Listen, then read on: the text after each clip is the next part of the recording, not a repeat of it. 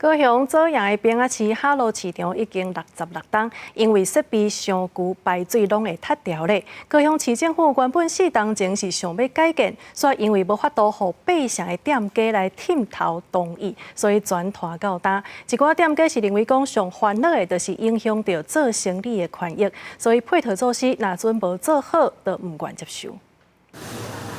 一透早，侪人就来哈罗市场买菜，不过市场内面环境唔但路真矮，涂骹阁有积水，市场建筑嘛真旧，侪设备拢爱整修。市府伫2021年规划市场改建计划，因为牵连到摊商营业的权益，爱有变相的摊商同意，到今已经拖4年啊，摊商支持甲反对声音拢有。我是无啥同意啦，你是不是伫一个重伫？ 好的位最重要，啊，可是市府袂当防止挂报警啊。市场也是很久了，啊，如果重新改建，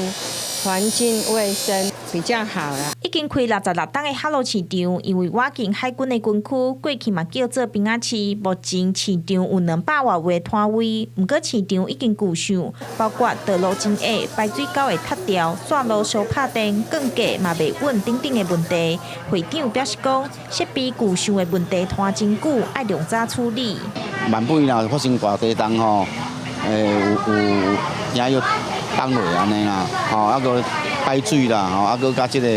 结构的问题较大啦。新建市场后搬迁有3成4摊商支持，